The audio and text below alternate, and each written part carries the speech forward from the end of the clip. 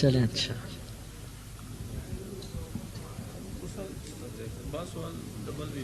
یہاں کافی یہاں تک چل میں دیکھتا جاتا ہوں. دیکھیں ایک سوال آیا ہے کہ فلمی گانوں کی طرز پر نعت پڑھنا کیا جائز ہے؟ تو یہاں دو باتیں ہیں. ایک ہوتا ہے فتویٰ، بیٹھ جائیں ذرا سن لیں. ایک ہوتا ہے فتویٰ اور ایک ہوتا ہے تقوی احتیاط. تو فتویٰ تو یہ ہے کہ گانے کی طرز پر نعت پڑھنا بالکل جائز ہے، کیونکہ طرز جو ہے فی نفسی ہی بری نہیں ہوتی، وہ گانے کے ساتھ ملی تو بری ہو گئی نا.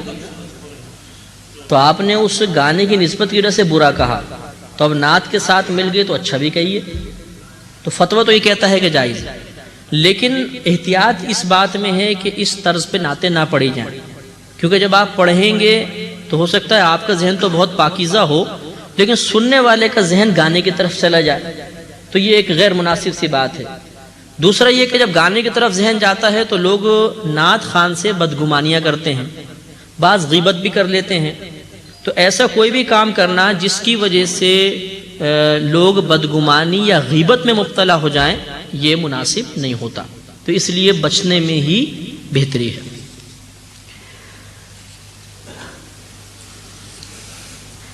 سرکاری ملازمین کے جی پی فنڈ سے بقدر نصاب روپیہ موجود ہونے کی صورت میں صاحب نصاب ہوگا یا نہیں، جبکہ اس مال میں تصرف نہیں کر سکتا؟ تو یہ جی پی فنڈ ایک امانت کی شکل میں ہوتا ہے، اس پہ اگر انٹرسٹ وغیرہ ہے تو وہ اس کو تو آپ چھوڑ دیں. باقی اگر یہ فنڈ گورنمنٹ نے رکھا ہوا ہے اور غالباً جب نوکری ختم ہوتی ہے تو دے دیا جاتا ہے پیسہ، یہ ہمارا ہے، تو اس میں سال بہ سال زکوٰۃ بنتی تو رہے گی لیکن ادائیگی اس وقت واجب ہوگی جب یہ پیسہ ہمارے قبضے میں آئے گا. معاذ اللہ یہ لکھا ہے کہ بعض لوگ کہتے ہیں اللہ جھوٹ بول سکتا ہے اور دلیل یہ دیتے ہیں کہ ان اللہ علی کل شیء قدیر، بے شک اللہ ہر چیز پر قادر ہے لہذا اللہ جھوٹ پر بھی قادر ہوگا. لیکن یہ غلط بات ہے. یاد رکھیں کہ جو بھی ناجائز چیزیں ہیں وہ قدرت کے تحت آتی ہی نہیں ہیں. اللہ تعالیٰ ہر چاہت پر قادر ہے نا، تو قدرت کے تحت جو اشیاء آتی ہیں عیوب ان سے خارج، تو اس کی وجہ سے معاذ اللہ قدرت ناقص نہیں ہے بلکہ اس عیب میں ایسا نقص ہے کہ وہ تحت قدرت آنے کی صلاحیت ہی نہیں رکھتا. تو اس لیے معاذ اللہ یہ نہیں کہنا چاہیے. پھر جھوٹی کیوں؟ اگر یہ سلسلہ ہم چلائیں گے تو ہر گناہ کے بارے میں کہہ سکتے ہیں اور معاذ اللہ یہ بہت بڑی بے ادبی ہے. غیر مسلم کے بینک سے منافع لینا کیسا ہے؟ یاد رکھیں اگر کوئی ایسا غیر مسلم کا بینک ہے جس میں مسلمان کا بالکل شیئر نہ ہو، بالکل شیئر نہ ہو، ٹوٹل مینجمنٹ جو ہے وہ غیر مسلموں کی ہے، ورکرز اگرچہ مسلمان ہوں، اس میں مینجمنٹ جو ہے بینک چلانے والی وہ سب کے سب کافر ہیں، تو اس سے جو انٹرسٹ وغیرہ حاصل ہوتا ہے اسے سود کی نیت سے نہیں لے سکتے، مال مباح کی نیت سے لے سکتے ہیں. مال مباح کہتے ہیں اس کو جو نہ گناہ نہ ثواب.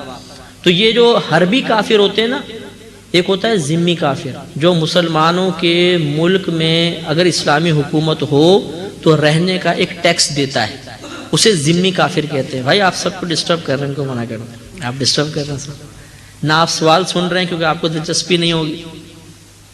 اچھا ذمی کافر کسے کہتے ہیں بتائیں؟ نہیں ایسا نہیں کریں. تو ذمی کافر وہ ہوتا ہے جو حکومت اسلامی میں رہنے کا ٹیکس دیتا ہے، اس کو ذمی کہتے ہیں. اس کے علاوہ سب حربی کافر ہیں، اور حربی کافر سے سودی معاملہ کرنا جائز ہے، یعنی اس سے سود آپ لے سکتے ہیں لیکن سود کی نیت سے نہیں بلکہ کیا اس کا مال مباح شریعت نے کیا ہے وہ لے سکتے ہیں. تو سود کی حرمت بھی شریعت کی بتا رہی ہے اور حربی کافر کا مال مباح ہے یہ بھی شریعت کی بتا رہی ہے. لہذا یہ نہیں کہ ہمارا تقوی شریعت کے مقابلے میں آ جائے جی سود کیسے جائز ہو سکتا ہے، کیونکہ یہ بھی تو شریعت نے بتایا ہے نا. تو نبی کریم صلی اللہ علیہ وسلم نے حربی کفار کے ساتھ سوائے دھوکے کے ہر فعل جائز قرار دیا ہے. دھوکہ نہیں کر سکتے، باقی جس طرح ان کا مال حاصل ہو حاصل کر سکتے ہیں بشرطے کہ باعث فتنہ نہ ہو. اب ایسا نہیں کسی کرسچن کی جا کے جیب کاٹ لیں یا گھر میں چوری کر لیں، نہیں معاذ اللہ، یہ کیونکہ باعث فتنہ ہے. تو مثلا جنگ ہوئی کوئی، اس میں کفار کا مال ہاتھ لگ گیا، مال مباح. یا جیسے یہ انٹرسٹ کا مسئلہ ہے، اور میں تو یہ عموماً مشورہ دیتا ہوں کہ اگر کوئی ایسا بینک ہے کہ اگر آپ یہ سمجھتے ہیں کہ میں انٹرسٹ چھوڑ دوں گا تو یہ پیسہ مسلمانوں کے خلاف استعمال ہوگا تو اس پیسے کو نہ چھوڑیں. جب دو ضرر جمع ہو جائیں، یہ شرعی قاعدہ ہے، دو نقصان دو ضرر جمع ہو جائیں تو کم نقصان کو اختیار کر لینا چاہیے۔ اب سود لینا گناہ، اور سود کو چھوڑ دیں اور وہ مسلمانوں کے خلاف استعمال ہو، یہ بھی ایک ضرر والی شے ہے۔ ان دونوں میں دیکھ لیں کہ زیادہ خطرناک کون سی شے ہے، مسلمانوں کے خلاف پیسے کا استعمال ہونا۔ تو بس بڑے کو چھوڑ دیں، چھوٹے کو اختیار کر لیں، لے لیں، اور لینے کے بعد بغیر ثواب کی نیت کے کسی مسلمان کو دے دیں تو یہ جائز ہوگا، اس صورت میں جب اس پیسے کا استعمال مسلمانوں کے خلاف یقینی ہو۔ اور اسے ہمارے یہاں کے بینک کے مسلمانوں کے ان میں تو پیسہ وہ سود میں لگا دیں گے، مسلمان کے خلاف استعمال نہیں ہوتا، تو اس کا لینا ہمارے لیے جائز نہیں ہوگا، اس کو چھوڑنا ہوگا۔ اولاد میں وقفے کے بارے میں کیا حکم ہے؟ تو یہ شرعاً جائز ہے، اس میں کوئی حرج نہیں ہوتا، لیکن بشرطے کہ نیت درست ہو۔ اگر تو اس نیت کے ساتھ کوئی وقفہ کرنا چاہتا ہے کہ ہم کھلائیں گے پلائیں گے کہاں سے، رزق کی تنگی کا خوف ہے، تو یہ حرام اور گناہ کبیرہ ہے، کیونکہ رزق کا ذمہ اللہ نے لیا ہے۔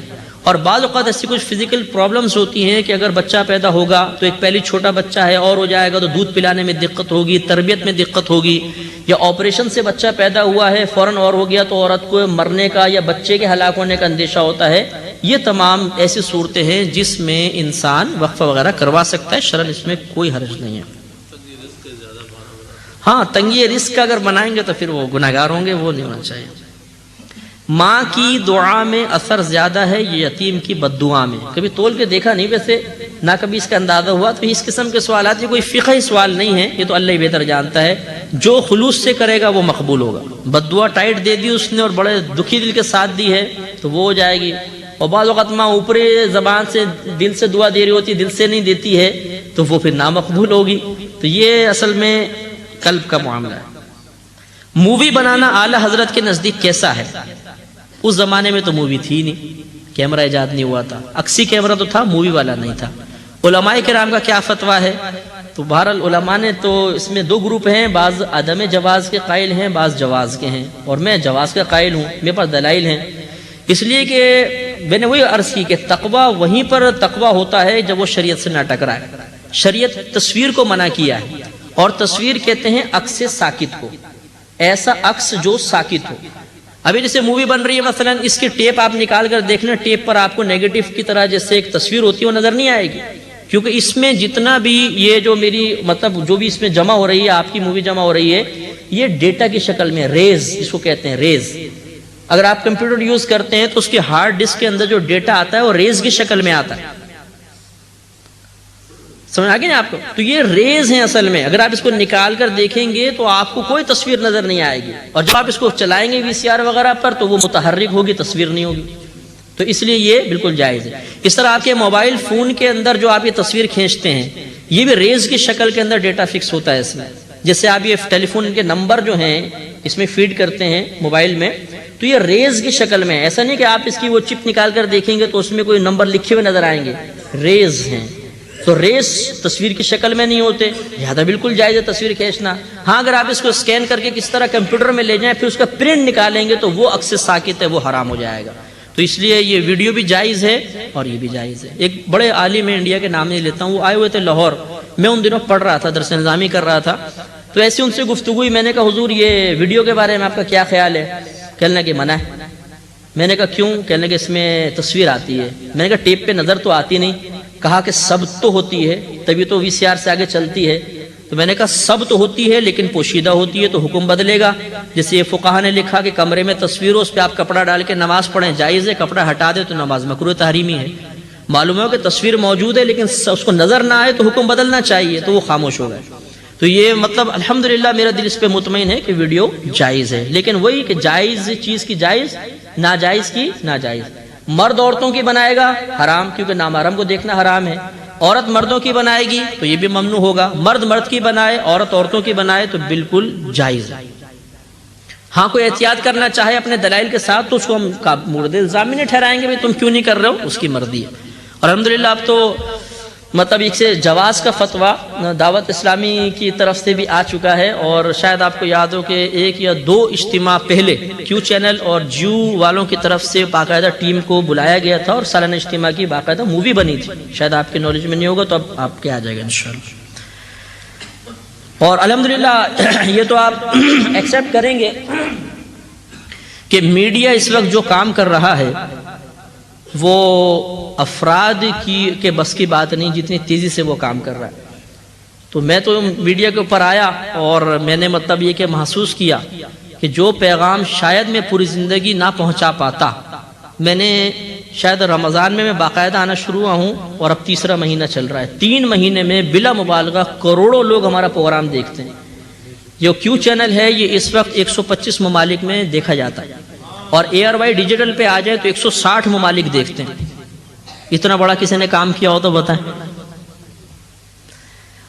کر رہے ہیں لوگ. میں اپنی بات کر رہا ہوں کہ میں پہلے فردن کتنا کے پاس پہنچ جاؤں، لیکن اب میڈیا ایک بڑا تیز رفتار مطلب ذریعہ ہے اپنی بات کو پہنچانے کا. اور الحمدللہ یہ اللہ کی بڑی کرم نوازی ہے کہ میرے پاس تو ویسی فقہ کا موضوع ہے. میں احکام شریعت پروگرام کرتا ہوں. لاکھوں کروڑوں لوگ، اب ہمارے کراچی کی مثال لے لیں، 1.25 کروڑ کی آبادی ہے تقریباً. یہ بھی کئی سال پہلے کی بات کر رہا ہوں. 1.25 کروڑ. آپ 1 کروڑ لے لیں، 1 کروڑ میں 100 لاکھ ہوتے ہیں. 100 لاکھ میں آپ 50 لاکھ کے پاس کیبل ہوگا. ان میں سے 25 لاکھ میرا پروگرام دیکھتے ہوں گے. ان میں سے 10 لاکھ میرا اثر قبول کرتے ہوں گے. تو 10 لاکھ اگر ایک پروگرام میں اثر قبول کر لیں تو بڑی بات ہے کہ نہیں ہے؟ بہت بڑی بات ہے. تو یہ اللہ کی کرم نوازی ہے. تو اس سے فائدہ اٹھانا چاہیے. جب میڈیا اتنا فعال ہے تو اس سے فائدہ اٹھائیے. اب بات مطلب یہ کہ وہ نہیں جی میڈیا پہ خرابی خرافات بہت زیادہ ہوتی ہیں، تو کس نے کہا بھائی خرافات دیکھیں؟ میں آپ کو ترغیب نہیں دے رہا ہوں کہ آپ کیبل لگائیں، کبھی مت لگائیے گا، کیونکہ کیبل لگائیں گے تو فحش پروگرام زیادہ آتے ہیں، دینی پروگرام کم ہوتے ہیں. لیکن اگر آپ کے گھر میں کیبل ہے تو پھر آپ دینی پروگرام ضرور دیکھیں، استفادہ کریں. یا کسی کے گھر میں کیبل ہے تو اس کو ترغیب دیں کہ بھئی آپ وہ پروگرام دیکھیں کہ اچھا ہے، وہ دیکھے گا تو ہو سکتا ہے بہت سارے گناہوں سے بچ جائے. تو یہ میں خدا نخواستہ آپ کو ترغیب دینا مقصود نہیں ہے کہ آپ کیبل لگوائیں، بلکہ جن کے گھر میں ہے وہ دینی پروگرام ضرور دیکھیں. اور ایسا ہوا ابھی آج ہی شام کو یہ جو کرکٹر عبد القادر ہے اس کا فون آیا تھا اور تقریباً 10-15 منٹ اس نے گفتگو کی ہے اور اس نے کہا کہ میں آپ کا بہت فین ہوں اور میں رمضان میں آپ کا پروگرام دیکھا، بہت زیادہ متاثر ہوا ہوں. اور پھر آیت کے بارے میں اس نے سوال کیا اور الحمدللہ یہ ابھی امیر دعوت اسلامی سے بیعت بھی ہوئے ہیں. اور اس طرح بڑے بڑے مطلب یہ کہ جو شو بزنس سے تعلق رکھنے والے ہیں اور بہت لوگ اتنے یعنی فون آتے ہیں ہمارے پاس جو الحمدللہ ہمارے انداز سے اور مسائل سے بہت خوش ہیں. اور اللہ کا بڑا کرم ہے، بہت بڑا دین کا کام ہو رہا ہے، بہت بڑا دین کا کام ہو رہا ہے. تو اس لیے مطلب یہ کہ اس کی صرف وہ نیگیٹو پہلو کو سامنے رکھنا اور پازیٹیو کو چھوڑ دینا یہ مناسب نہیں ہوتا. جیسے نیٹ کے اوپر بعض بولتے ہیں انٹرنیٹ جو ہے غلط یوز ہو رہا ہے، کیفیز میں مت جائیے، وہاں پہ فحش ویب سائٹس کا وزٹ ہوگا اور یہ ہوگا وہ ہوگا. یہ تو اپنا ہے نا قصور، ورنہ خود مطلب یہ کہ آج نیٹ کو کتنے مؤثر طریقے سے لوگ یوز کر رہے ہیں. آپ کو شاید حیرت ہوگی، فرسٹ ٹائم آپ نے سنا ہوگا، آپ آئیڈیا حاصل کر لیں تو آپ بھی کر لیجئے گا. ہمارے کراچی میں چند نوجوانوں نے ایک ویب سائٹ کریٹ کی اس دفعہ اس میں بقرعید میں، اور اس میں مطلب یہ اشتہار دیا کہ آپ اگر قربانی کرنا چاہتے ہیں آپ آن لائن ویب سائٹ پہ آپ وزٹ کریں، اپنا آرڈر لکھوائیں، ہم آپ کی طرف سے جانور پرچیز کریں گے، آپ ہمیں پیسے بھیج دیں.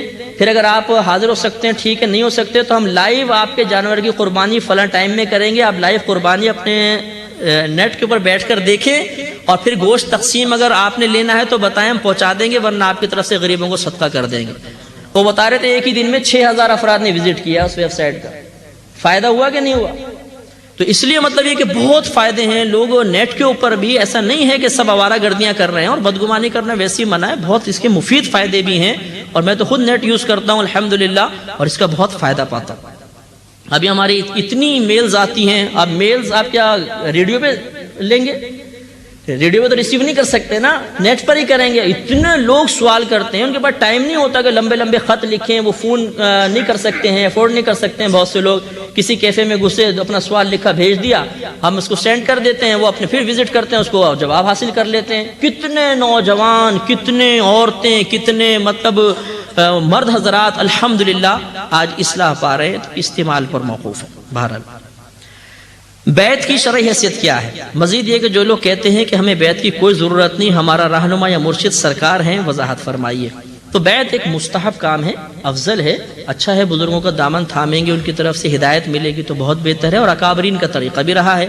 لیکن اگر کوئی بیعت نہیں کرتا تو یہ شرعاً کوئی گنہگار نہیں ہوتا. نہ ایسا ہے کہ جو بیعت نہیں کرے گا وہ ضرور جہنم کے اندر جائے گا، شیطان اس کو پکڑ کے لے جائے گا۔ جو بیعت کرتے ہیں کارنامے تو ان سے بھی سرزد ہوتے ہیں، گناہ تو ان سے بھی سرزد ہو رہے ہیں، تو پھر یہ سوچنا کہ بیعت کر کے ہی ہم محفوظ ہوں گے، یہ مطلب ہمارا اپنا ذہنی خیال ہے۔ ورنہ بیعت کرنے والا بعض اوقات زیادہ گناہ کرتا ہے، کیونکہ بولتا ہے جی مرشد بچا کے لے جائے گا، تو جی کرو جی گناہ، مرشد ہمارا بڑا پاورفل ہے جی، ارے یہ غوث پاک لے جائیں گے انشاءاللہ جنت میں۔ یہ عقیدہ رکھنا، یہ حسن ظن رکھنا اچھی بات ہے، لیکن بسا اوقات بیعت کرنے والا زیادہ غافل ہو جاتا ہے۔ تو اس لیے یہ کوئی مطلب قاعدہ یا ضابطہ شرعی نہیں ہے کہ جو بیعت نہیں کرے گا وہ جہنمی ہے، جو بیعت کرے گا ضرور جنت میں جائے گا۔ اصل چیز شریعت ہے، شریعت پر بیعت کرنے والا چلے گا کامیاب، بیعت نہ کرنے والا چلے گا کامیاب، نہیں چلیں گے تو دونوں ناکام۔ تو اس لیے مطلب کوئی نہیں کرتا تو اس کی مرضی ہے، لیکن بہرحال یہ مستحب ہے، افضل ہے، اور ہمارے اکابرین کا سلسلہ چلتا چلا آ رہا ہے اور ہمیں اکابرین کی نقل کرنی چاہیے، اس لیے بہت بہتر ہے۔ اذان سے پہلے درود و سلام پڑھتے ہیں لوگ، کہتے ہیں یہ فالتو ہے، معاذ اللہ، اس کے بارے میں کوئی قرآن و حدیث کی روح سے بتا دیں۔ یاد رکھیں کہ یہ جو آیت ہے ان اللہ و ملائکتہ یصلون علی النبی، کہ بے شک اللہ تعالیٰ اور اس کے فرشتے ان نبی کریم صلی اللہ علیہ وسلم پر درود بھیجتے ہیں۔ یا ایھا الذین آمنوا صلوا علیہ وسلموا تسلیما، اے ایمان والو تم بھی ان نبی کریم صلی اللہ علیہ وسلم پر درود اور خوب سلام بھیجو۔ یہی اذان سے پہلے درود پڑھنے کی دلیل ہے، اس لیے کہ اللہ تعالیٰ نے اس میں درود پڑھنے کا حکم دیا، لیکن کوئی وقت مخصوص نہیں کیا، اس وقت پڑھنا، اس وقت نہ پڑھنا، اس سے پہلے پڑھنا، اس سے پہلے نہ پڑھنا، اس کے بعد پڑھنا، اس کے بعد نہ پڑھنا۔ اور جب اللہ تعالیٰ کوئی وقت مخصوص نہیں کرتا تو ہم اپنے پاس سے اس کو مقید نہیں کر سکتے، لہٰذا اللہ نے فرمایا درود پڑھو۔ اب کب پڑھو کوئی قید نہیں، تو چاہے صبح پڑھیں، شام کو پڑھیں، اذان سے پہلے، اذان کے بعد، جمعے سے پہلے، جمعے کے بعد، کھڑے ہو کر، بیٹھ کر، اجتماعی طور پہ، انفرادی طور پہ، اردو میں، عربی میں، انگلش میں، جس طرح پڑھیں سب جائز ہے۔ ہاں لیکن چند باتیں میں عرض کر دیتا ہوں۔ ایک تو یہ کہ اذان سے پہلے پڑھیں تو اس طرح پڑھیں کہ درود اور اذان میں فرق محسوس ہو جائے، اتنا اس کو کلوز نہ کریں کہ بالکل وہ اذان کا حصہ سمجھے، اور جن کے پاس علم نہیں وہ سمجھے کہ یہ بھی اذان ہی ہے۔ تو اس لیے درود شریف پڑھ کے تھوڑا سا وقفہ کریں، اس کے بعد اذان دیں، تاکہ لوگ سمجھ جائیں کہ درود پاک ایک الگ شے ہے اور اذان اس کے بعد شروع ہوئی ہے۔ دوسری بات یہ کہ جمعے کی نماز کے بعد جو صلاۃ و سلام پڑھا جاتا ہے، اگر آپ کی مسجد میں ایسا ہوتا ہے تو مجھ سے ناراض بھی مت ہوئیے گا، میں خود الحمدللہ جمعہ پڑھاتا ہوں، 3 شعر سے زیادہ نہیں ہونے چاہیے، اور وہ بھی خوش الہان۔ کرنے والا بیچارہ نہ وہ طرز سے سنبھل پاتی ہے، نہ لوگ اس کے ساتھ مل رہے ہیں، وہ لگا پڑا ہے جی عشق رسول میں ڈوب کر، اور اس کا عشق رسول اسی مائک پر جاگتا ہے۔ اسے کہیں گے بھائی سب کو معاف کر، 3 شعر پڑھ کے ختم کر دیں، اب آپ مسجد کونے میں کھڑے ہو کے اپنے عشق رسول کے مطابق آدھا گھنٹہ پڑھو، اب اس کا عشق سو جائے گا۔ مائک دیکھتے ہی عشق ایک دم جاگ جاتا ہے، اور مائک پکڑ کے وہ عشق وہ عروج پہ پہنچ جاتا ہے، اور پھر جو 15 منٹ 20 منٹ، اب لوگوں کے پاس ٹائم نہیں ہے، بیچاروں کے پاس کوئی اپنی گھڑی دیکھ رہا ہے، جو نکل جائے تو وہ تو گستاخ رسول، جو کھڑا ہو جائے اور بیچارہ وہ قلبی کوفت محسوس ہوتا رہا یہ عاشق رسول، تو معاذ اللہ یہ طریقہ مناسب نہیں ہے۔ مختصر پڑھیں، اچھا پڑھیں۔ الحمدللہ میں جس مسجد میں جمعہ پڑھاتا ہوں، یقین کیجئے کہ وہ لوگ جو مکتبہ فکر کے لحاظ سے شاید مجھ سے اختلاف رکھتے ہیں، ان کی تعداد کثیر ہوتی ہے، اور صلاۃ السلام میں بہت سے لوگ ٹھہرنا شروع ہو گئے۔ وجہ کیا ہے؟ خوش الہان نعت خوان اور 2 سے 3 شعر بس۔ اور بعض مساجد میں تو دیکھا ہے کہ پہلے ایک پکڑ لے گا، وہ تبازمائی سے فارغ ہوگا تو دوسرا تجربے کی بھیڑ چڑھائے گا، پھر تیسرا اپنی خواہش پوری کرے گا، اتنے میں لوگ بیچارے انتہائی پریشان ہو جاتے ہیں، تو یہ مناسب نہیں ہے، پھر لوگ چلے جاتے ہیں، بور ہو جاتے ہیں، تو یہ کوفت میں مبتلا کرنا مناسب نہیں۔ تو میں اسی لیے پہلے معذرت کر لی تھی کہ برا بھی محسوس مت کیجیے گا، مختصر اچھا ہو تو انشاءاللہ لوگ شوق ذوق میں ٹھہریں گے اور کثیر تعداد ہو جائے گی، پھر انشاءاللہ آہستہ آہستہ ذوق محسوس ہو تو اس کو طوالت دیں، ورنہ اکثر ہم ہی بھگاتے ہیں لوگوں کو۔ نہیں، صحابہ کے زمانے میں اس طرح کھڑے ہو کر باقاعدہ جمعے کی نماز کے بعد اذان کے ساتھ بھی صحابہ کے زمانے میں نہیں تھا، لیکن یہ ضابطہ بھی نہیں ہے کہ صحابہ کے زمانے میں کوئی کام ہوگا تو ہم اسے کریں گے ورنہ نہیں۔ صحابہ کے زمانے میں بریانی بھی تو نہیں تھی، کبھی مرغی کے ران کھاتے ہوئے سوچا ہے کہ صحابہ کرام نے کھائی تھی؟ وہ تو کھانے کے بعد بولتے ہیں جی اذان سے پہلے صحابہ نے نہیں کیا، یہ غلط ہے۔ تو یہ بریانی کھاتے ہوئے کیوں نہیں سوچا؟ فالودہ کھاتے ہوئے کیوں نہیں سوچا؟ کبھی اگلو آئس کریم کھائی تھی صحابہ کرام نے؟ وہ تو آپ پیٹ بھر کے کھا جاتے ہیں، کیوں؟ تو یہ خالی مطلب دوغلی پالیسی جو ہے ہمارے لیے عقائد کے اعتبار سے یہ قطعاً غیر مناسب ہے۔ قبر پکی کرنا یعنی مزارات بنانا کیسا ہے، جبکہ حدیث میں قبر پکی کرنے کی ممانعت ہے؟ تو قبر دیکھیں پکی کرنا دو طرح ہوتا ہے، ایک تو میت سے متصل دیوار کو اندر سے پکا کرنا، یہ منع ہے اور اسی کی حدیث میں ممانعت ہے، اور ایک ہے کہ اوپر سے پکا کرنا، تو اوپر سے پکا کرنے کی حدیث میں ممانعت نہیں ہے، وہ جائز ہے بشرطے کہ آپ ضرورت سے زیادہ جگہ نہ گھیریں، کیونکہ قبرستان وقف ہوتے ہیں اور وقف جگہ پر سب کا حق ہوتا ہے، تو ہم اس جگہ کو زیادہ گھیر نہیں سکتے ہیں۔ تو اتنی سی وہ قبر ہے اور اتنی چوڑی اس کے ساتھ میں سیمنٹ کی وہ منڈیر بنا دی، تو لازم بات ہے دوسروں کا حق سلب کر لیا، یہ گناہ ہے۔ تو اگر چھوٹی سی اسی کے اوپر جتنی قبر ہے ایک ہم پکی کر لیں تو اس میں شرم کوئی حرج نہیں ہوتا، حفاظت کی نیت سے ہو بالکل صحیح ہے۔ نیز چادریں چڑھانے کے بارے میں بتائیں کہ قبر پہ چادریں چڑھانا، ذرا توجہ فرمائیے، قبر پر چادر چڑھانا کوئی عبادت نہیں ہے، یاد رکھیں۔ پہلے زمانے میں ایسا ہوتا تھا کہ صاحب قبر کی قبر کو بے حرمتی سے بچانے کے لیے بزرگان دین نے ایک چادر ڈالنے کی اجازت مرحمت فرمائی، تو فرق ہو گیا کہ عام مومنین کی قبر پہ چادر نہیں ہوتی تھی، ولی کی قبر پہ چادر ہے تو فرق ہو جاتا تھا، لوگ ذرا تعظیم زیادہ کرتے تھے، بے حرمتی سے بچتے تھے۔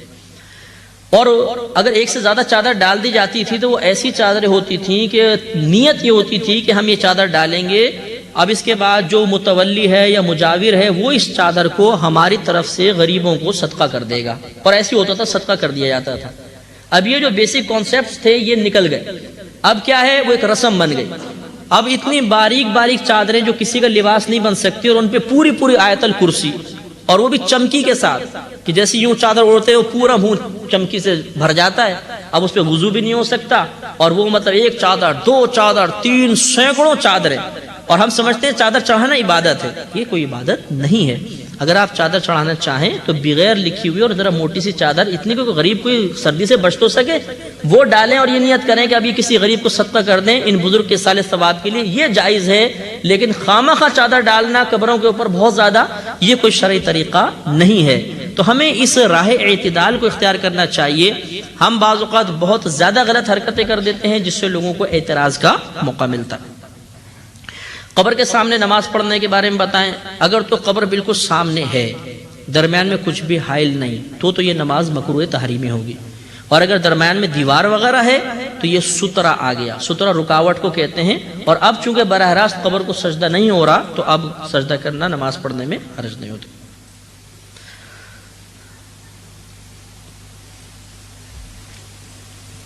ادھر لمبے لمبے سوال ہیں جو بہت لمبائی کا تقاضا کر رہے ہیں، اگر بعد میں موقع ملے تو بتاؤں گا۔ یہ کہتے ہیں کہ استخارے کا طریقہ بیان فرما دیجئے۔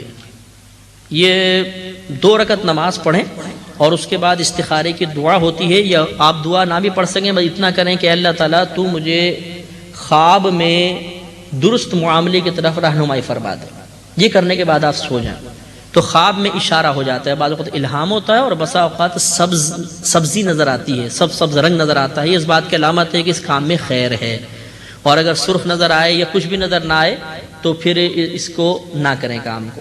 یہ 1 رات، 2 رات، 3، 7 راتوں تک کرنے کا حکم ہوتا ہے کہ 7 راتوں تک اس طرح کریں تو 7 راتوں میں اشارہ الحمدللہ ہو جاتا ہے۔ اور حضرت جابر رضی اللہ تعالیٰ عنہ کی روایت ہے کہ سرکار ہمیں استخارہ بالکل ایسے سکھاتے تھے جیسے قرآن کی کوئی آیت سکھاتے تھے، لیکن استخارہ سے جو اشارہ ملے گا وہ ظنی ہے، قطعی نہیں ہے۔ سمجھ آگے نہیں آ گیا؟ یعنی مطلب یہ کہ میں نے استخارہ کیا ایک کاروبار کے بارے میں یہ کروں یا نہ کروں، اس میں میرے لیے بہتری ہے یا نہیں ہے۔ اب میں نے نماز پڑھی، اللہ کی بارگاہ میں التجا کی، سو گیا، اور مجھے اشارہ ملا کہ یہ کاروبار نہ کرو، مثلا میں اٹھا اور میں نے وہ کاروبار کر لیا تو میں گناہگار نہیں ہوں گا، کیونکہ وہ قطعی نہیں ہے نا، ظنی ہو سکتا ہے کہ میرا اشارہ سمجھنے میں غلطی ہوئی ہو، تو اس لیے یہ ظنی شے ہوتی ہے۔ یہ صرف ایک یعنی نیک شگونی حاصل کرنے کے لیے یا اطمینان قلب کے لیے ہمارے نبی نے تعلیم فرمائی، نہ یہ کہ اس سے جو علم حاصل ہوگا بالکل قطعی اور یقینی ہوگا اور اس کے خلاف کرنا گناہ ہو جائے گا، ایسی بات نہیں ہے۔ کیوں ٹی وی پر جو استخارے کا پروگرام آتا ہے اس کے بارے میں وضاحت فرمائیں، کیونکہ وہاں کال کرنے والے کی بات ختم ہوتی ہے اور استخارے کے ذریعے جواب اسی وقت دے دیا جاتا ہے، تو وہ مطلب تسبیح کے ذریعے استخارہ کرتے ہیں غالباً، کہ وہ تسبیح ہاتھ میں لے کر آپ بھی کر سکتے ہیں، اس کو بالکل ساکت کر دیں، اوپر کا پھندنا یوں پکڑ دیں، پھر آپ یوں پڑھیں الحمدللہ رب العالمین الرحمن الرحیم مالک یوم الدین ایاک نعبد و ایاک نستعین اہدنا الصراط المستقیم، اہدنا الصراط المستقیم، یعنی اہدنا الصراط المستقیم کی آپ کو تکرار کرنی ہے۔ اس کا مطلب ہوتا ہے اللہ تعالیٰ مجھے سیدھے راستے کی طرف رہنمائی فرما۔ بس یہ پڑھتے رہیں تو اگر تسبیح یوں ہلے آگے پیچھے تو وہ ہاں ہے، اور یوں ہلے تو نہ ہے، لیکن یہ یاد رکھیں کہ یہ ہمیشہ، یہ عموماً جو ہوتی ہے نا، یہ ہماری مرضی کے تابع ہلتی ہے۔ ہم یوں کہتے ہیں آگے کی وجہ تو آگے ہوتی ہے، یوں کہتے ہیں یوں وجہ تو یوں ہو جاتی ہے، اس لیے یہ بھی مطلب بس ایسے ہی ہے، اللہ تعالیٰ کرم فرمائے ہمارے حال پر۔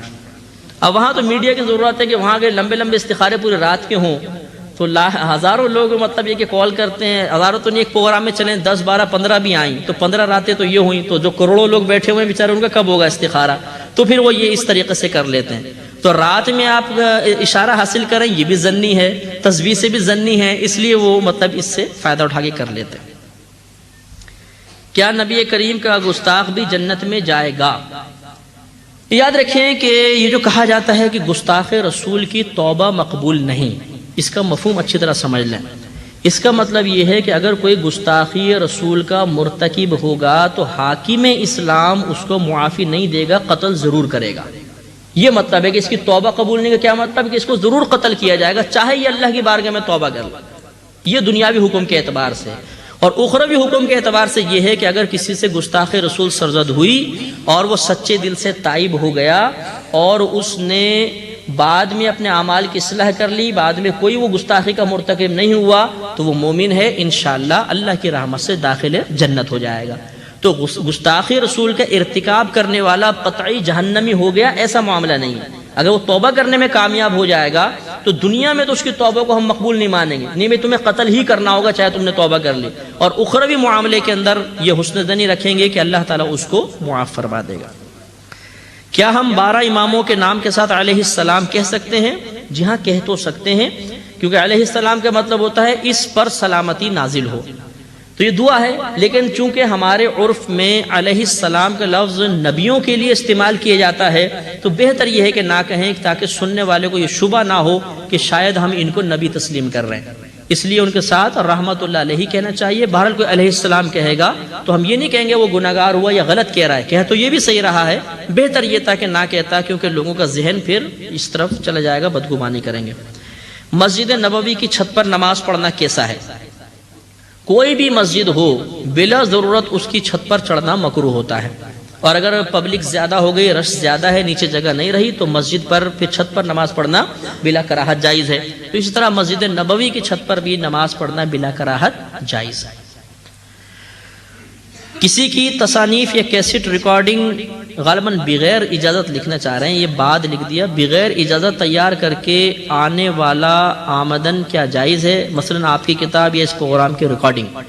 شاید یہ پوچھنا چاہ رہے ہیں بھی کسی کی کتاب بغیر پوچھے چھاپ کے ہم نوٹ کمائیں یا کیسٹیں فروخت کرے کمائیں تو کیا حکم ہوگا؟ تو اس میں مسئلہ یہ ہوتا ہے کہ پاکستانی قانون کے مطابق اگر حقوق محفوظ کروا لیے گئے ہیں تو کسی کی کتاب آپ چھاپ نہیں سکتے ہیں پاکستانی قانون کے مطابق۔ یہی سی ڈیز اور کیسٹس کا ہوتا ہے کہ اگر مطلب اس کے رائٹس محفوظ کر لیے گئے ہیں تو ہم اس میں تصرف بیجا نہیں کر سکتے ہیں، شرعاً اجازت ہے، لیکن یہ قاعدہ اور ضابطہ ہوتا ہے کہ جو چیز ملکی قانون کی نظر میں قابل گرفت ہے اس سے بچنا واجب ہے، یعنی اس کا ارتکاب کرنا منع ہوتا ہے۔ اعلیٰ حضرت نے یہ مسئلہ لکھا ہے، تو چنانچہ چونکہ ملکی قانون کے مطابق یہ قصور ہے، یہ خطا ہے، اس پہ گرفت ہوتی ہے، لہذا ایسا نہ کریں تو بہتر ہے۔ نماز میں سجدہ سہو ہو گیا مگر بھول کی وجہ سے ادا ہونے سے رہ گیا اور 2-4 گھنٹے کے بعد یاد آیا، تو اب اس پہ نماز دوبارہ پڑھنی ہوگی، یعنی زندگی بھر میں جب کبھی آپ کو یاد آئے کہ آپ مطلب فوراً اسی وقت میں پڑھنا ضروری نہیں ہوتا، چونکہ آپ نے سجدہ سہو نہیں کیا تو نماز مکروہ تحریمی ہوئی، اور اس مکروہ تحریمی نماز کو پوری زندگی میں جب کبھی آپ کو موقع ملے ادا کر لیجئے گا۔ جو لوگ نعت خوان حضرات پر نوٹ نچاور کرتے ہیں، نچھاور نہیں لکھا، نچاور کرتے ہیں، پشتو میں لکھا ہوگا شاید، کیا یہ جائز ہے یا کہ نہیں؟ جبکہ اس پر تصویر بھی ہوتی ہے۔ اعلیٰ حضرت کے مسئلے کے مطابق وضاحت فرمائیں، اس طرح مسجد کے ممبر و محراب تصاویر سے بھر جاتے ہیں۔ تو پہلی بات تو یہ ہے کہ نعت خوان کو پیسے دینا شرعاً بالکل جائز ہوتا ہے، بشرطے کہ نعت خوان پہلے سے پیسہ طے نہ کرے، کیونکہ نعت خوانی کی عبادت ہے اور عبادت پر بلا ضرورت اجرت لینا منع ہے۔ چند عبادات ایسی ہیں جن کو فقہائے اسلام نے مستثنی قرار دیا ہے، جیسے امام صاحب کی تنخواہ، مؤذن صاحب، بچوں کو فقہ پڑھانے والا، قرآن پڑھانے والے، ان کی جو اجرت ہے، یا واعظ بیان کرنے والا، یہ باقاعدہ اجرت طے کر سکتے ہیں۔ باقی نعت خوان اجرت نعت خوانی کی طے کرے گا تو یہ حرام ہے اور وہ پیسہ اس کے لیے جائز نہیں ہے۔ اس کے جواز کی صورت یہ ہے کہ نعت خوان وقت کے پیسے طے کرے۔ یہ میں جواز بھی بتا دیتا ہوں کہ وہ نعت خوان بیٹھا ہوا پیچ و تاب کھائے گا، یہ آج مفتی صاحب مروا کے چلے گئے۔ یہ صدیق اسماعیل صاحب جو ہیں بڑے نعت خواں ہیں، یہ میرے ساتھ بیٹھے ہوئے تھے سارے ٹائم میں نے یہ مسئلہ بتایا کہ مفتی صاحب آپ نے مروا دیا آج تو، یہ بیچارے پیسے طے کرتے ہیں، پھر میں نے صحیح صورت بتائی۔ تو بہرحال یہ چونکہ اعلانیہ کرتے تھے اس لیے آپ کے سامنے ذکر کر دیا۔ اعلانیہ کوئی کام ہو تو وہ پیٹھ پیچھے بیان کرنا غیبت نہیں ہوتی، پوشیدہ قصور کو بیان کرنا قابل گرفت ہوتا ہے، یہ پہلے بتا دوں۔ تو بہرحال اب اس کا طریقہ یہ ہے کہ وہ نعت خوان کوئی بھی آئے بھائی ہم نعت خوانی کرانا چاہتے ہیں تو لوگ بیچارے بڑا تنگ کرتے ہیں، میں اچھی طرح جانتا ہوں۔ بعض اوقات یوں کہتے ہیں کہ آپ ٹیکسی میں آ جائیے گا ہم پیسے دے دیں گے، اب وہ نعت خوان آئے گا نعت خوانی کرا کے وہ نظر ہی نہیں آئے گا کہاں گیا۔ اب وہ بیچارہ غریب آدمی 100-150 روپے لگا کر آیا اور پھر وہ 100-150 لگا کر جائے تو وہ کہاں سے 300-400 روپے افورڈ کر سکے گا؟ تو یہ نعت خوانوں کی پرابلم بھی ہوتی ہے، تو وہ پھر وقت کے پیسے کر لے کہ بھئی دیکھیں میں مثلا 10 سے 12 بجے تک آپ کے پاس آؤں گا اور اس وقت کے میں اتنے پیسے لوں گا، اب اس میں آپ مجھ سے جو کام کروانا چاہیں۔ یہ ایک اجارے کی صورت ہو گئی، اب وقت کے وہ پیسے طے کر رہا ہے نعت خوانی کے نہیں، اب وہ پیسے لینا اس کے لیے شرعاً بالکل جائز ہے۔ اب یہ دوسری صورت کی، یہ تو جوازی صورت ہو گئی۔ اب ہے کہ وہ نوٹ نچھاور کرنا، یہ غیر مناسب بات ہے، اس لیے کہ اس میں ریاکاری کا دخل بہت زیادہ ہوتا ہے کہ وہ مطلب دکھاوا، اور خاص طور پہ ویڈیو جب بن رہی ہو نا تب تو پھڑکتا ہے جیب میں نوٹ کے بس باہر نکل جاؤں، ہاتھ یوں بس یوں ہوتے ہیں کہ بس جلدی سے، اور پھر وہ 1-2 روپے کے نوٹ، ارے بھائی بڑا نوٹ 100 روپے کیوں نہیں اس طرح کرتے، 500 کیوں نہیں کرتے، اور 5 کے وہ بھی بار بار سمیٹ کے بار بار دوبارہ کر دیتے ہیں۔ تو وہ مطلب یہ اس طرح کرنا یہ غیر مناسب ہے، اور یہ عموماً جو ہے یہ بہرحال سخت بات ہے، لیکن یہ پہلے دوسرے مقام پہ ہوتا تھا، وہ اب نعت خوانی میں ہونے لگا۔ آپ سمجھ گئے میری بات، یہ طریقہ مناسب نہیں ہے، شریفوں کا طریقہ نہیں ہوتا۔ آپ دینا چاہیں، اب اس سے نعت خوان کی عزت نفس بھی مجروح ہوتی ہے اور اس کے قلب میں تشویش بھی پیدا ہوتی ہے۔ جیسے ایک مقام پہ ہم گئے تو وہاں پہ بڑے بڑے پولیس افسران بیٹھے ہوئے تھے، ایک نعت خوان خطیب صاحب تھے، ان کو نعت کا موقع مل گیا، اب انہوں نے 500 روپے کے نوٹ دینے شروع کیے۔ اب وہ خطیب صاحب جو تھے بیچارے وہ نعت کم پڑھے، وہ 500 روپے کو دیکھیں کوئی اٹھا کے نہ لے جائے، ان کو یہ تشویش کبھی بعد میں سمیٹوں گا کیسے، وہ اتنی تشویش میں مبتلا کہ ان کو مائک کبھی منہ پر ہو جائے کبھی نیچے ہو جائے۔ ہم نے کہا جی مائک کے تو آگے کریں، اس کے اندر آپ پڑھیں۔ تو یہ ایک بیچارے قلب میں تشویش، اور پھر مطلب یہ کہ آپ نے دیکھا ہوگا کہ نعت خوان نوٹوں کو دیکھنے کے بعد اپنے قلب میں اپنے جسم میں خون کی گردش بہت تیزی کے ساتھ محسوس کرنا شروع کر دیتا ہے، اس کے قلب دھڑکتا ہے بہت زیادہ، اور جتنا نوٹ کی مالیت زیادہ ہوگی کرنٹ اتنے زیادہ لگے گا، اور پھر وہ اس شعر کو بار بار تکرار کرتا ہے جو جس شعر کے اوپر نوٹ کی آمد زیادہ ہوتی ہے۔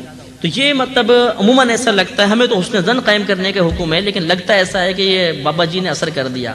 قائد اعظم بڑی پر اثر شخصیت ہیں، جب سامنے آ جاتے ہیں تو بڑوں کے اندر انقلاب برپا ہو جاتا ہے، ہاں ہارٹ اٹیک کے خطرات پیدا ہو جاتے ہیں۔ تو اس لیے ذرا مطلب یہ طریقہ نہ کریں، آپ دینا چاہیں ایک لفافے میں رکھیں، اور یہ بڑا مشکل کام بتا رہا ہوں آپ کو، کیونکہ جب تک دکھائیں نہیں ہمارا دل مطمئن نہیں ہوتا، دکھا کے بڑے خوش ہوتے ہیں ہاں اب مجھے وصول ہو گیا۔ آپ یہ کیوں نہیں کرتے کہ لفافے میں رکھیں، جب وہ باہر نکلنے لگے تو ساتھ جا کے حضرت قبول فرمائیں، فوراً جیب میں ڈال دیں، اکیلے میں ان کے ہاتھ میں دے دیں، نہیں ہم سب کے سامنے لفافہ بھی دیں گے تو سب کے سامنے لیجیے جی قبول فرمائیے۔ اب وہ بیچارہ اگر خوددار آدمی ہو تو بڑی عزت نفس مجروح کر کے وہ اس نوٹ کو اٹھائے گا، تو اس لیے ایسا نہیں کرنا چاہیے، چھپا کر آپ دیں، خدمت کریں، نعت خوانوں کی خدمت کریں، خطباء کی کریں، واعظین کی کریں، میری چاہے آپ نہ کریں، میں آپ سے طلب نہیں کر رہا ہوں، الحمدللہ مجھے اللہ نے بہت کچھ دیا ہے، میں یہ ترغیب نہیں دے رہا ہوں، لیکن آپ کریں تاکہ ان لوگوں کی حوصلہ افزائی ہو۔ یہ وقت نکالتے ہیں بیچارے اور یہ جاتے ہیں نعت خوانیوں کے اندر اور اپنا وقت دیتے ہیں اور عشق رسول عام کرتے ہیں، ان کی خدمت ہونی چاہیے، اس کا کوئی انکار نہیں کر سکتا۔ مرد سنی ہو اور عورت شیعہ ہو، انہوں نے لکھا ہے، ان کا نکاح ہوا تو اس کا کیا حکم ہوگا؟ یاد رکھیں کہ فقط کوئی اپنے آپ کو شیعہ کہے یا کوئی اور فرقے سے تعلق ہو تو ہم فوراً اس کو کافر نہیں کہہ سکتے۔ یاد رکھیں جب تک اس کی بد مذہبیت یا اس کے عقائد مذہب اسلام کے خلاف نہیں ہوں گے وہ مسلمان ہے، چاہے اپنا وہ کوئی بھی کہتا ہو تو وہ مسلمان ہی کہلائے گا۔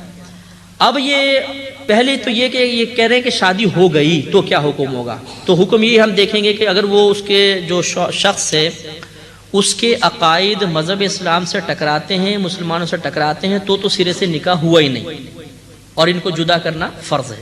اور بالفرض اس کی بد مذہبیت حد کفر تک نہیں پہنچی تو یہ نکاح ہو گیا ہے، وہ میاں بیوی ہیں، اور اب انہیں مطلب یہ کہ عورت کو ذرا احتیاط کرنی چاہیے کہ شوہر کسی اور طرف مائل نہ ہو، یعنی عقائد میں پختہ نہ ہو جائے، اسے مسلمانوں کے عقائد کی طرف مائل کرے۔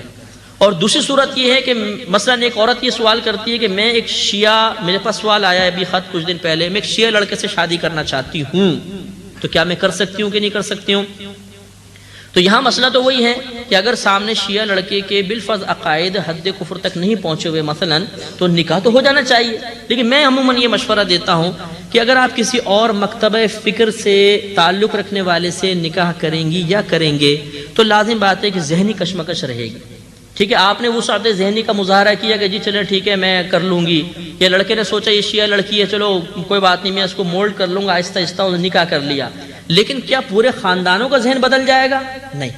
آگے کیا ہوگا کہ لڑکے والے اپنی طرف کھینچیں گے، لڑکی والے اپنے عقائد کی طرف، پھر جب بچے پیدا ہوں گے تو بچوں کی زندگی تو اتنی برباد ہوتی ہے کہ ننیال والے کہتے ہیں ہمارے عقیدے میں آ جائے اور ددیال والے چاہتے ہیں کہ ہمارے عقیدے کے مطابق ہو جائے، تو بچہ فٹ بال بن جاتا ہے، اور اس سے خود مطلب یہ کہ خود جو شخص ہے وہ انتہائی اضطراب کا شکار ہو جاتا ہے۔ اور آپ نے کبھی اگر میرے میڈیا پہ بیان سنو گے تو میں حتی الامکان بہت نیوٹرل رہ کر بیان کرتا ہوں، میں کسی پہ اٹیک نہیں کرتا ہوں، اور بہت ہی نیوٹرل رہ کر میں بیان کرنے کی کوشش کرتا ہوں۔ وجہ یہی ہے کہ ان باتوں کی وجہ سے بہت سے لوگ دین سے دور ہو گئے۔ ابھی بھی میں نے کسی کا آپ کے سامنے نام نہیں لیا، یہ تو ایک تھا تو، اور میں اپنے سے عقیدے کی وضاحت کرتا ہوں، کسی پہ اٹیک کرنے کی کوشش نہیں کرتے ہیں، اس کے فائدے ہوتے ہیں۔ میں آپ کو ایک مثال دیتا ہوں، یہ خاتون کا خط آیا جنہوں نے بتایا کہ ان کا تعلق ایک مخصوص مکتبہ فکر سے ہے، اور وہ مکتبہ فکر ایسا ہے جس کو مطلب ایک ہم لوگ سمجھ لیجئے کہ ہم ان کو بد مذہبی کہتے ہیں۔ اس خاتون نے کہا کہ میں اس مکتبہ فکر سے تعلق رکھتی ہوں، میرا نکاح ایک ایسے شخص کے ساتھ ہو گیا جو گھر میں فاتحہ بھی دیتا ہے اور مجھے مزارات پہ لے کے جاتا ہے اور گودڑا شریف لے جا کے مجھے زبردستی بیعت بھی کروا دی ہے۔ تو میں نے اب گھر بچانے کے لیے میں کچھ نہیں بولی ہوں، لیکن میں ذہنی طور پہ بالکل اس کو ایکسیپٹ نہیں کرتی ہوں، میں بہت پریشان ہوں، اور وہ فلاں ہمارے بڑوں کو برا بھی کہتا ہے، مخصوص ان شخصوں کے نام نہیں لے جن پہ کفر کا فتویٰ ہے بہرحال۔ تو اب آپ مجھے بتائیں میں کیا کروں؟ جو آپ کہیں گے میں ویسا کروں گی۔